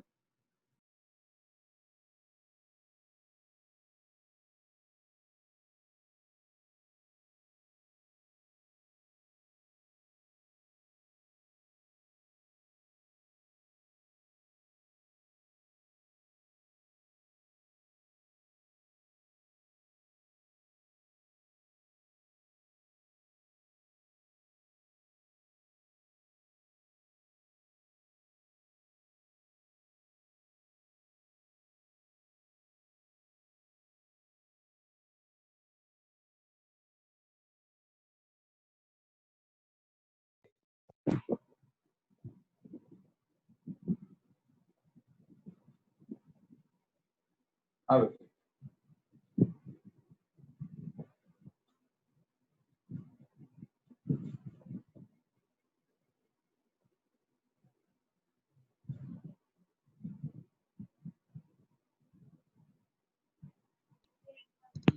हो गया सर। देख लिया ना, तो चलो फिर हम मिटा देते हैं इसको और हम तीसरे रिएक्शन की ओर चलते हैं। थर्ड रिएक्शन हम लोग फिर पढ़ते हैं और देखते हैं कि क्या है। देखो इसमें रिएक्शन तो है ही, लेकिन हम लोग अच्छे तरह से सीखेंगे, समझेंगे। इसके रिएक्शन जितने बनाने के नहीं है, उससे ज्यादा इसके खुद के रिएक्शन, इसके ये जरूरी है कि हम लोग बनाने के रिएक्शन तो समझे ही समझे, लेकिन इसके खुद के रिएक्शन अभी तक देखो दो तरीका मैंने बताया है कि कैसे बनाए जाते हैं।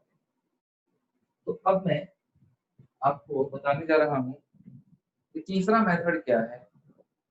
उन मेथड के बारे में थोड़ी जानकारी देना चाहता हूँ। जान तीसरा मेथड जो है वो है बाय रोजन-मूंड रिडक्शन। बाय रोजन-मूंड रिडक्शन, ठीक है। ये थोड़ा साइंटिस्ट का नाम थोड़ा छोटा सा है, लेकिन कोई बात नहीं। जरा ध्यान देना कि अगर आपने यहाँ पे ले लिया ऐसा,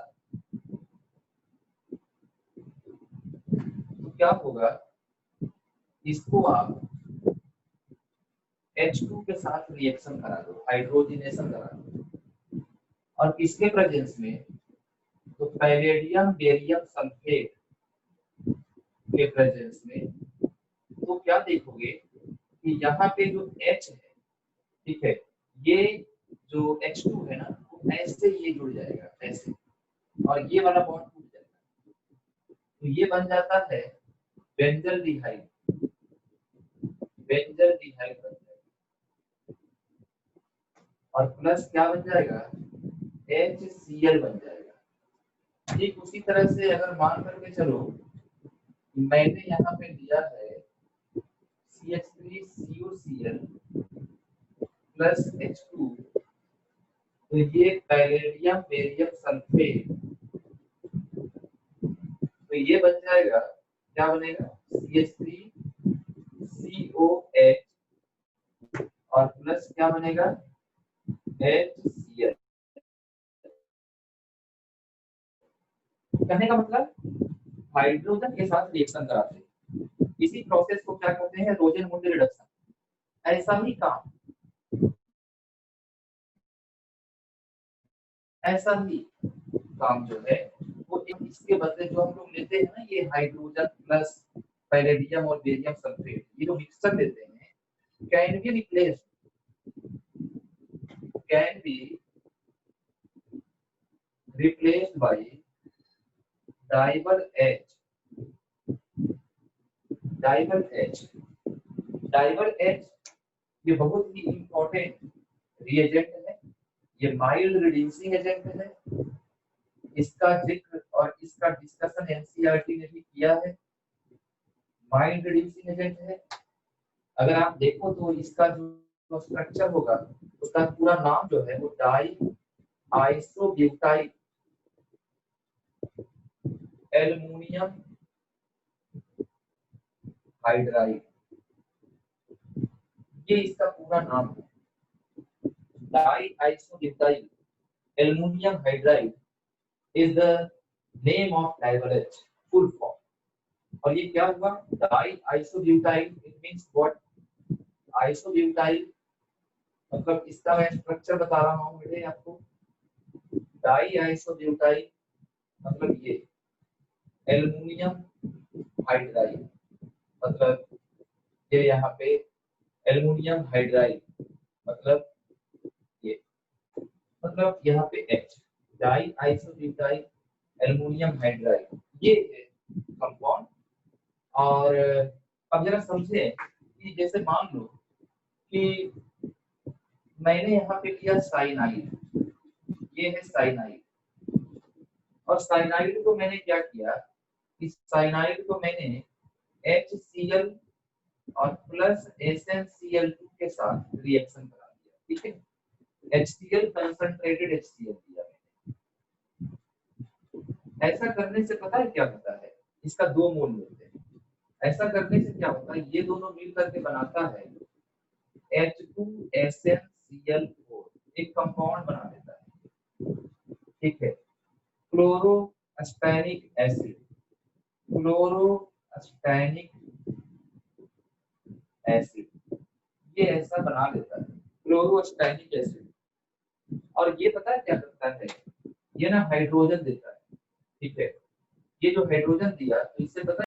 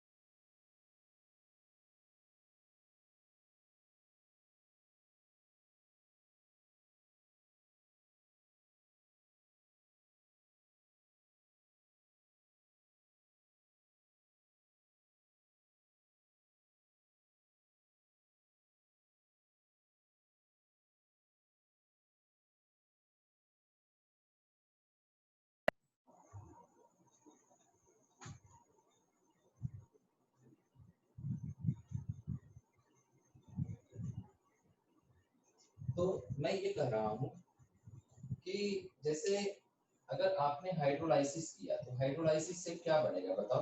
2H प्लस निकलेगा और 2OH माइनस, यही बनेगा ना जी।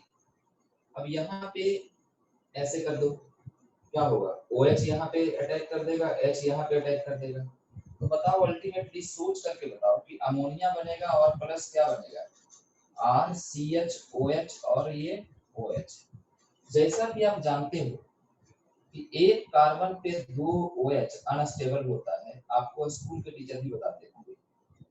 जब आप इसको हीट करोगे तो ये वाटर, हीट नहीं भी करोगे तो पर भी ये वाटर निकाल देगा और क्या बन जाएगा? एल्डिहाइड बन जाएगा। This reaction is termed as Stephen's reduction. This reaction is termed as Stephen's reduction. इस रिएक्शन को हम क्या कहेंगे? स्टीफेंस रिडक्शन कहेंगे। स्टीफेंस रिडक्शन इसको कहेंगे। तो पूछेगा आपसे कि क्या होता है स्टीफेंस रिडक्शन, तो क्या कहोगे कि जब साइनाइड को कंसंट्रेटेड HCl और SnCl2 के साथ रिएक्शन कराते हैं तो क्या बनता है? इमीन बनता है। This is called imine. इसमें कार्बन, जिस किसी कंपाउंड में कार्बन डबल बॉन्ड नाइट्रोजन हो तो उसको हम लोग कहते हैं इमीन। तो इमीन बनता है जिसके हाइड्रोलाइसिस से, हाइड्रोलाइसिस करवा रहा हूं मैं यहाँ पे,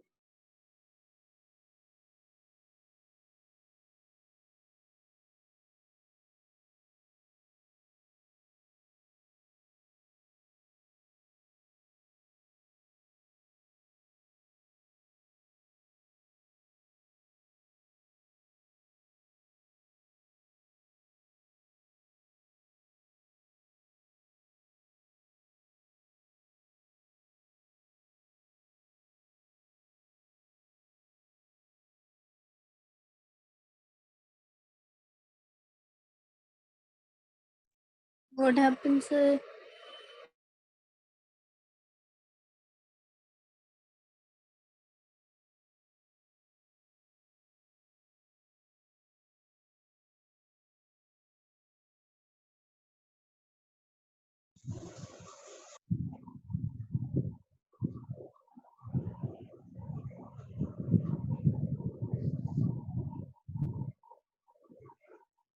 तो ये है स्टीफेंस रिडक्शन।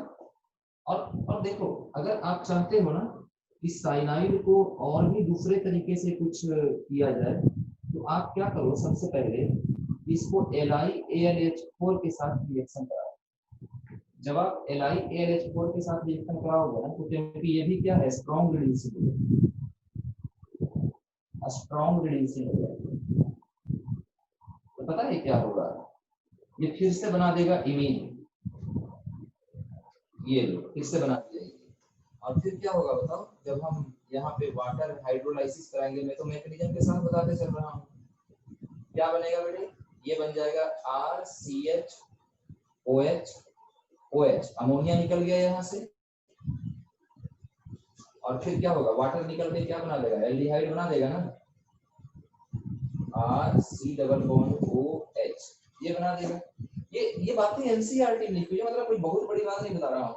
देखो, एक तरीका तो ये हो गया साइनाइड से, इसका कोई नाम नहीं है, इस रिएक्शन का कोई नाम नहीं है, जनरल रिएक्शन, इसका नाम है स्टीफेंस रिएक्शन, इसका, इस पर्टिकुलर रिएक्शन का। अब आप चाहो तो एक और तरीका है, क्या, RCN को डाइवल H के साथ रिएक्शन करा दो। डाइवल H के साथ रिएक्शन कराओगे तो भी यही होगा, क्या, RCHNH, और फिर इसका क्या करोगे, हाइड्रोलाइसिस करा दो। जब आप हाइड्रोलाइसिस कराओगे तो क्या होगा, यहाँ से अमोनिया निकलेगा, और फिर ये क्या बना देगा, यही बना देगा। अच्छा, डाइवल H का एक इम्पोर्टेंस ये है बेटे, कि डाइवल H जो है ना, वो सिर्फ साइनाइड ग्रुप को ही डिस्टर्ब करता है। जैसे LiAlH4 है, ये किसी भी ग्रुप को डिस्टर्ब कर सकता है, जैसे हाइड्रोजन है, ये डबल बॉन्ड को डिस्टर्ब कर सकता है। लेकिन डाइवल H का एक बहुत ही बड़ा इंपॉर्टेंट रोल है कि इट डू नॉट डिस्टर्ब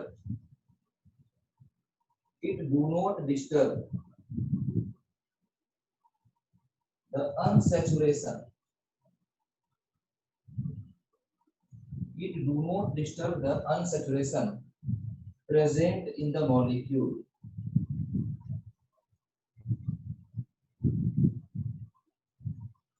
ये एक बड़ी इंपॉर्टेंट बात है। कहने का मतलब क्या, मैं यहाँ पे समझा रहा हूँ, ठीक है। जैसे मान लो कि आपने यहाँ पे ले लिया CH2 डबल बॉन्ड CH और C ट्रिपल बॉन्ड N, और अगर आपने यहाँ पे डाइवल H ले लिया और फिर वाटर ले लिया, यही हो रहा है ना, डाइवल H और वाटर, तो ये एज इट इज रहेगा, मतलब इसको बिल्कुल भी नहीं ये डिस्टर्ब करेगा। क्या बन जाएगा यहाँ पे, ये बन गया, अमोनिया निकाल दिया और ये बन गया, मतलब एक्रोलीन, जो हमने ऑलरेडी नोमेनक्लेचर में बता रखा। तो ये था हमारा तीसरा मेथड।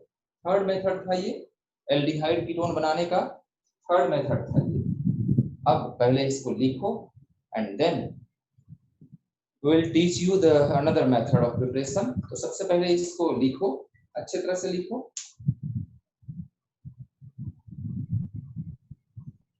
ये थर्ड मेथड है। अब हम लोग फोर्थ फिफ्थ मेथड भी पढ़ेंगे।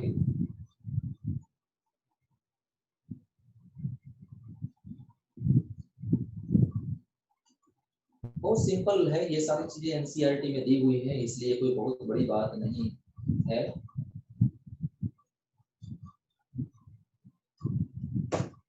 आराम आराम से लिखो, समझ समझ कर लिखो।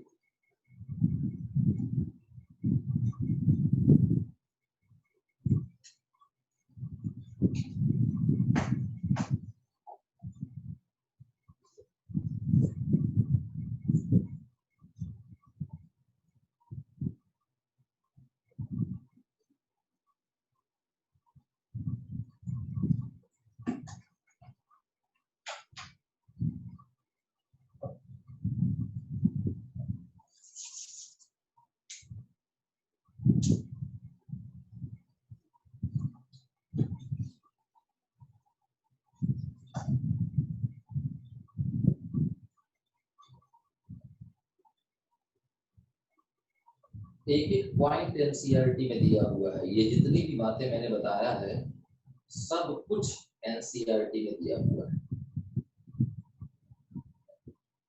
बहुत बड़ा चैप्टर है।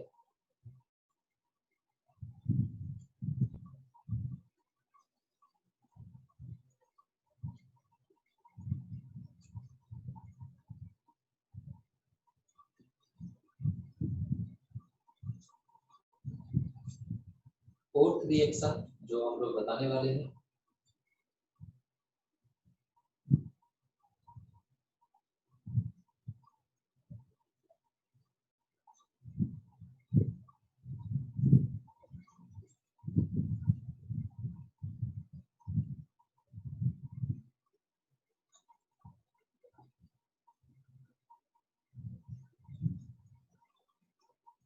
लिख रहे हो आप लोग?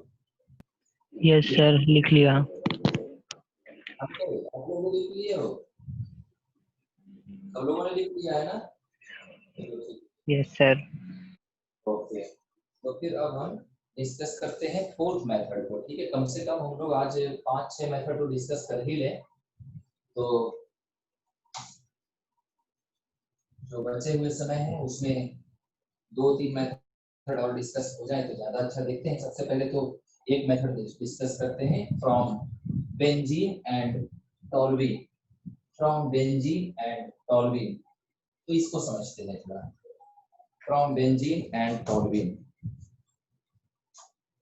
तो from benzene and toluene,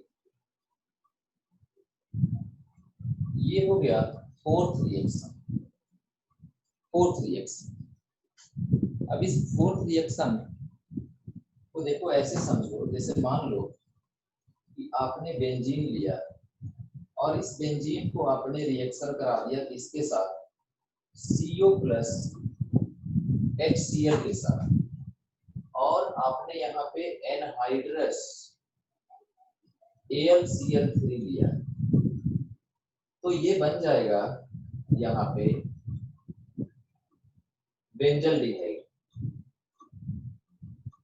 benzaldehyde बन गया। अब इस रिएक्शन को सबसे पहले दो साइंटिस्ट ने मिलकर बताया था, गटरमैन-कोच रिएक्शन।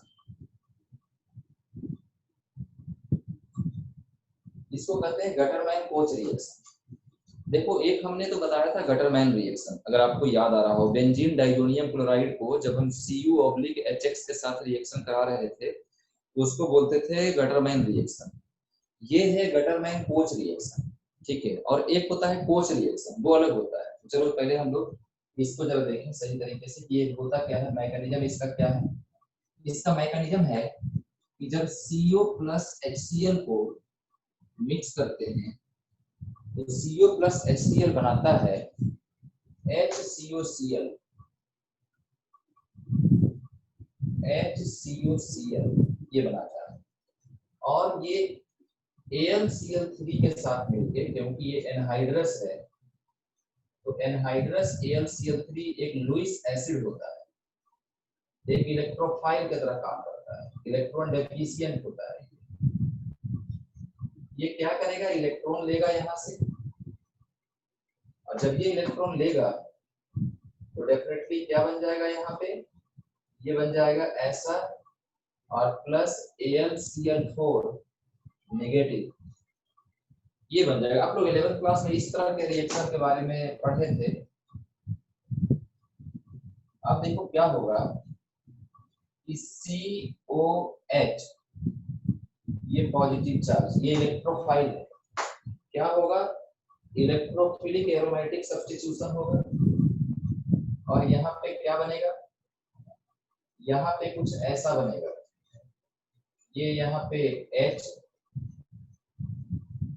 ये यहाँ पे H, ये यहाँ पे CHO पॉजिटिव, क्या होगा, हाइपर कंजुगेशन लगा देंगे तो ये क्या बना देगा, बेंजल्डिहाइड।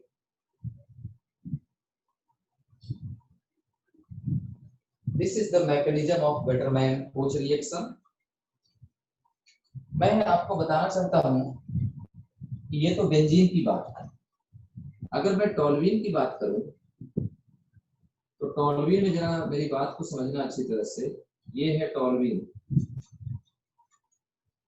और अगर टोल्यूइन को क्लोरीन लाइट के प्रेजेंस में अगर रिएक्शन करा देते तो ये हो जाएगा बेंजल डाइक्लोराइड।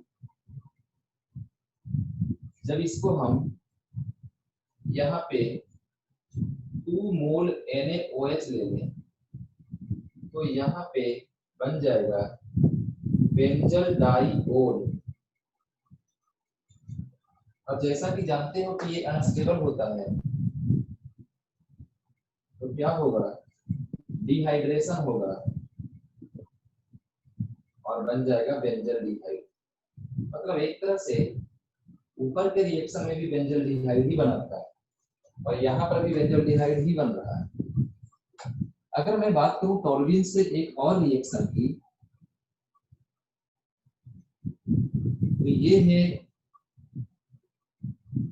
आपका टोल्यूइन, और इसको रिएक्शन कराते हैं क्रोमाइल क्लोराइड, जो कि रेड कलर का वेपर होता है।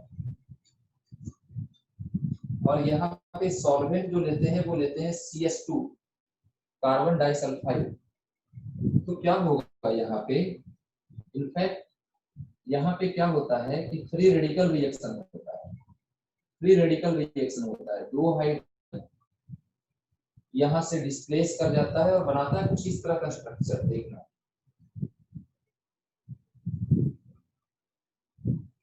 OCr OH Cl Cl, और देखो CrO2 है ना, तो इसने क्या किया, CrO2 ने क्या किया यहाँ पे, कि मैं भी आपको बता रहा हूँ कैसे ये रिएक्शन हुआ है। ये मैकेनिज्म नहीं दिया हुआ है NCERT में, इस बात को ध्यान रखो। ये बन गया है। एक्चुअली में क्या होता है कि क्रोमाइल क्लोराइड जो होता है वो ये होता है, क्रोमाइल क्लोराइड ये होता है। तो ये जैसे ही यहाँ पे जाता है ये नेगेटिव चार्ज हो जाता है, और जब ये नेगेटिव चार्ज हो जाता है तो क्या होता है कि ये जो H है, इस H के ऊपर, ठीक है, इस H के ऊपर ये अटैक कर देता है। ये नेगेटिव चार्ज वाला जो है वो H के ऊपर अटैक कर दिया और इसको ऐसे शिफ्ट कर दिया। और जैसे ही ये हुआ तो क्या होता है, ये जो नेगेटिव चार्ज बना ना, ये नेगेटिव चार्ज इसके ऊपर अटैक कर दिया ऐसे। तो अब आप देखो कि इनफैक्ट यही चीज तो यहाँ पे हो रहा है। दैट मीन्स कि यहाँ पे इस बात को समझना बहुत जरूरी है, लेकिन NCERT में ऐसी कोई बात नहीं दी, इसलिए अब क्या होगा बेटे, इसको हम लोग कहते हैं क्रोमियम कॉम्प्लेक्स। क्रोमियम कॉम्प्लेक्स कहते हैं, ठीक है। और इसका आप क्या करो, हाइड्रोलाइसिस कर दो। हाइड्रोलाइसिस करोगे तो क्या होगा, ये ऐसे यहाँ से निकल जाएगा, ये ऐसे यहाँ से निकल जाएगा। क्या हो जाएगा बताओ, ये हो जाएगा यहाँ पे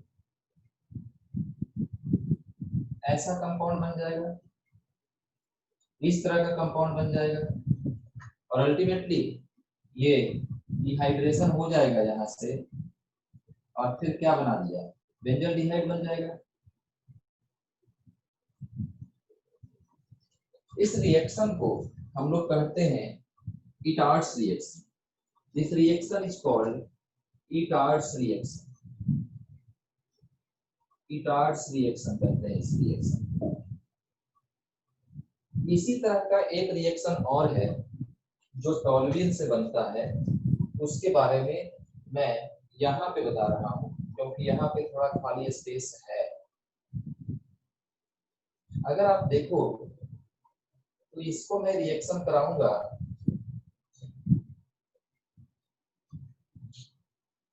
इसके साथ। This is called ethanoic anhydride.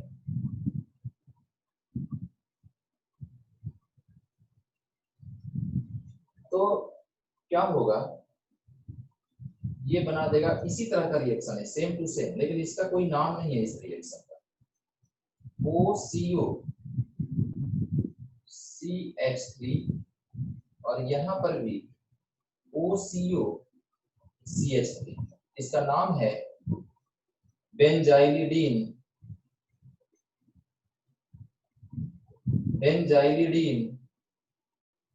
Die acetate.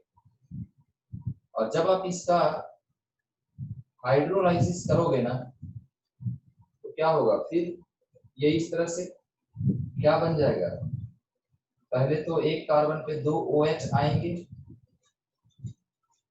और एक कार्बन पे 2 OH के बाद डिहाइड्रेशन होकर के फिर क्या बना देगा, यहाँ पे बेंजल्डिहाइड बना देगा। ये आपका फोर्थ मेथड है कि बेंजीन और टॉल्यूइन से कैसे बनाते हैं, उसके बारे में ये सारी कहानी है। Then now you can write. अब आप इसको लिख सकते हो, अच्छे तरह से लिखो, समझ करके। ये फोर्थ रिएक्शन चल रहा है।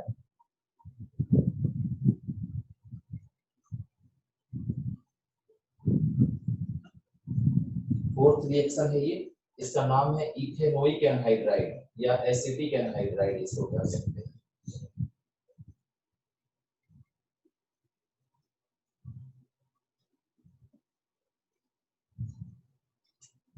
लिखो आराम से। हमने अभी तक टोटल 4 रिएक्शन बताए हैं और ये 4 के चारों रिएक्शन, जितने भी रिएक्शन हमने बताए हैं, ये सारे रिएक्शन एनसीईआरटी में दिए हुए हैं। इसलिए मैंने आज के क्लास में कोई नई चीज नहीं बताया है। ऐसा आपको लग रहा हो तो मैं नहीं मानता, मैंने कोई नई चीज नहीं बताया है। जिस दिन आप पढ़ना शुरू कर दोगे ना तो समझ लो कि आपको ये सब कुछ भी नया नहीं रहेगा। इसलिए मैं आप लोग से फिर भी कहता हूँ कि पढ़ते रहो, एटलीस्ट चलता फिरता एनसीईआरटी बन जाओ, जिससे कि जेईई मेंस तो कम से कम तुम्हारा हो ही जाएगा। रहा सवाल जेईई एडवांस का, तो वो तो तुम भी कर सकते हो, कोई भी कर सकता है, लेकिन जो अपने ब्रेन और आईक्यू को प्रॉपर इस्तेमाल करेगा उसी का जेईई एडवांस होगा।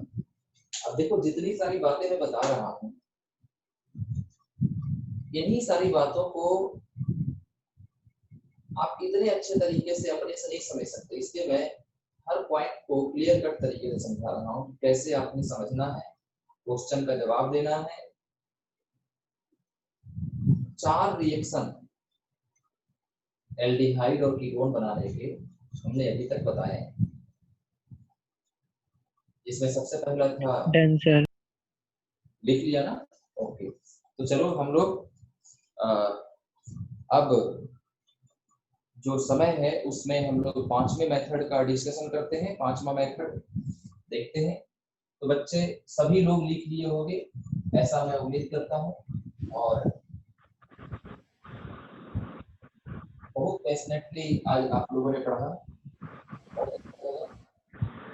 ऐसे ही बिल्कुल एकदम से पीसफुल मोमेंट में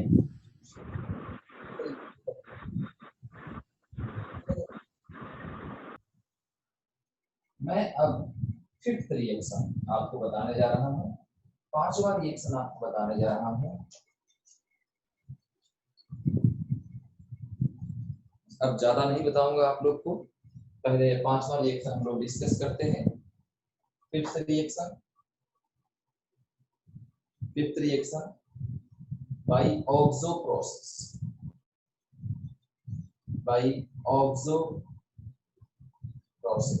ऑक्सो प्रोसेस। तो ये जो ऑक्सो प्रोसेस है, इसमें क्या होता है, RCH डबल बॉन्ड CH2 को जब हम वाटर गैस के साथ रिएक्शन कराते हैं, वाटर गैस का नाम आप लोगों ने 11th क्लास में हाइड्रोजन चैप्टर में सुना होगा।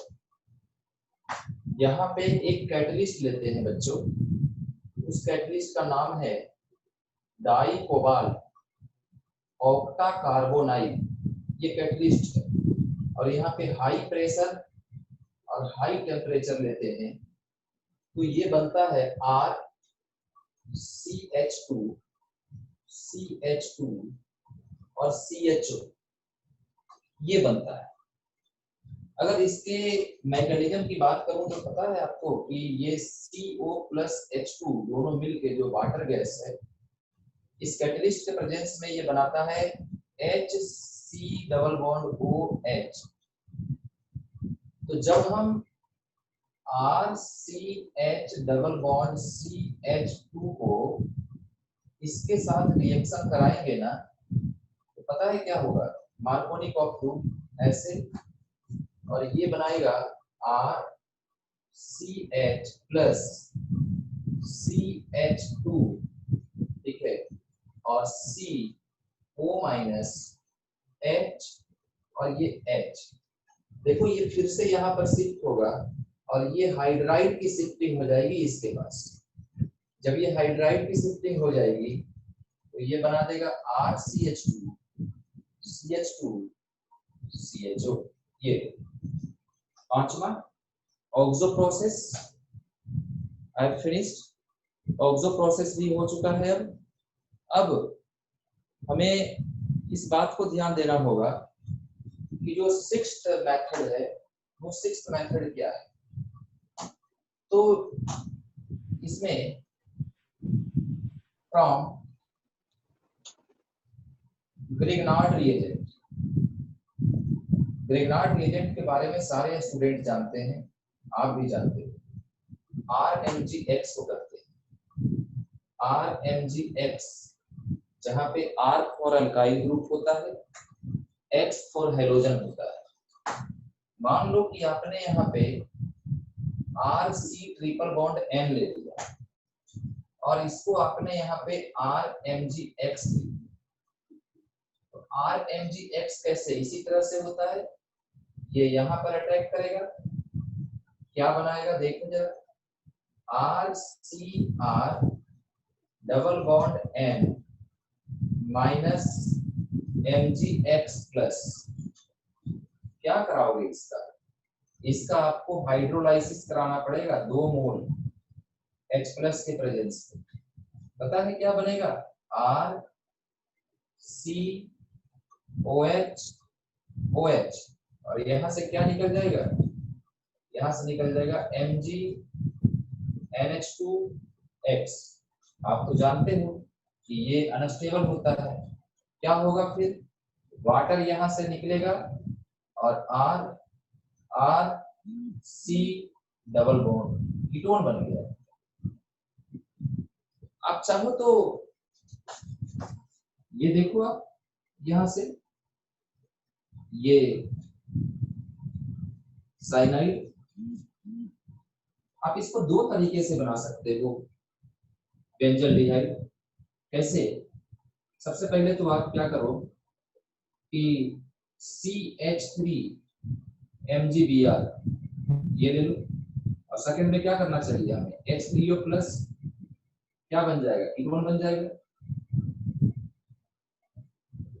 डायरेक्ट मैंने लिख दिया है, अब आपका समझना काम है। और अब ये तो बन गया, अब जरा समझना कि कीटोन जो बनाने में, तो अगर आपने बेंजीन को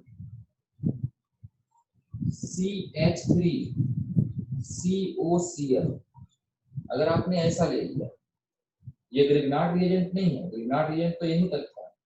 अब इसको 7th मेथड जो हम कह रहे हैं वो है बाय EAS रिएक्शन। EAS का फुल फॉर्म क्या होता है, इलेक्ट्रोफिलिक एरोमेटिक सब्स्टिट्यूशन रिएक्शन।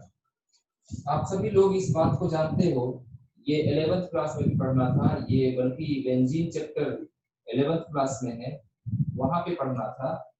ये बन गया आपका कीटोन,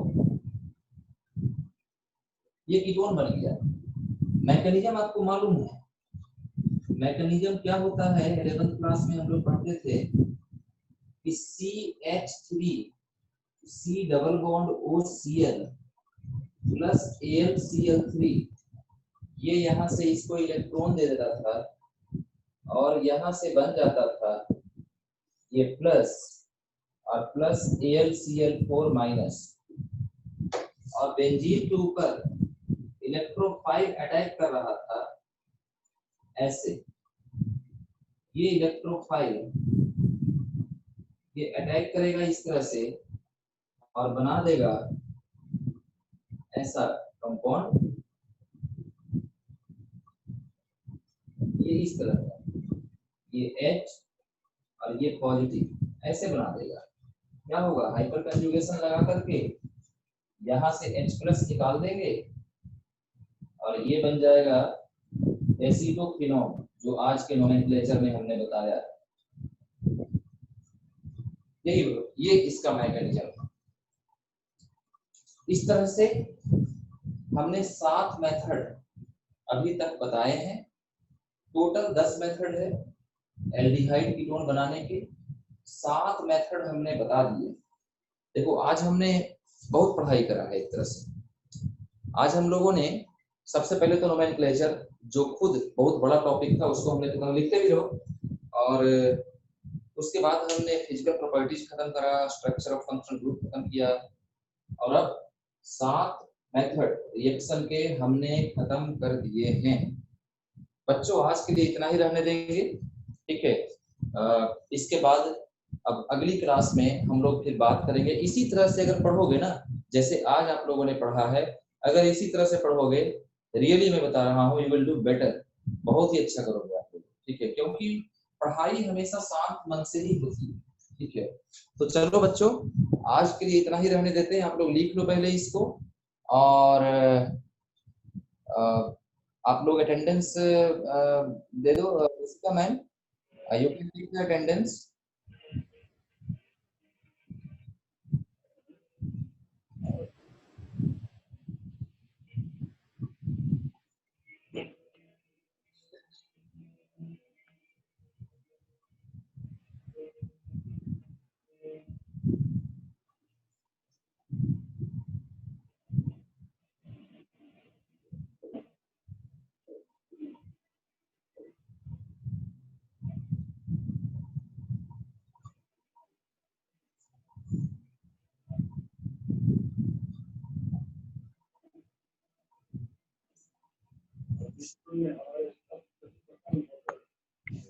बोलो भाई, लिख रहे हो? Yes sir. लिख लिया बेटा?